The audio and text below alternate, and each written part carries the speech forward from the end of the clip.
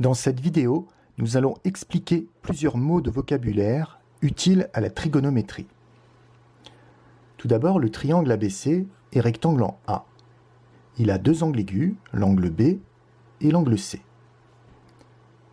Lorsqu'on s'intéresse à un angle particulier, par exemple l'angle B, eh bien les côtés du triangle portent eux aussi des noms particuliers. L'angle B a deux côtés. Le plus petit des deux s'appelle le côté adjacent. Le plus grand côté s'appelle l'hypoténuse. Le côté CA n'appartient pas à l'angle B. Il est à l'opposé. On l'appelle le côté opposé. Le cosinus de cet angle, c'est un nombre qui s'obtient en faisant une division. On divise BA, le côté adjacent, par BC, l'hypoténuse. Et on le note comme ceci. Le sinus de l'angle B est aussi un quotient. On divise AC, le côté opposé, par BC, l'hypoténuse. Et on le note ainsi. Enfin, la tangente de l'angle ABC, c'est un nombre égal au quotient AC divisé par AB, c'est-à-dire côté opposé sur côté adjacent. On peut le noter ainsi. Tan ABC égale AC sur AB. Évidemment, ces formules sont un peu compliquées, mais il existe une petite astuce pour les mémoriser plus facilement. So, ka, toa.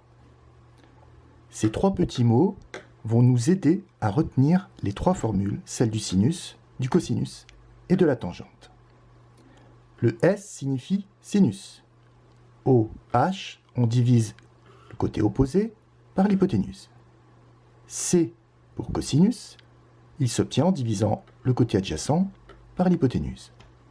Et enfin, TOA, T pour tangente, elle s'obtient en divisant le côté opposé par le côté adjacent. Pour voir si vous avez compris, voici un triangle rectangle avec des côtés 5, 12 et 13. On voudrait calculer le cosinus de l'angle B. On regarde la formule. Cosinus, c'est le côté adjacent divisé par l'hypoténuse.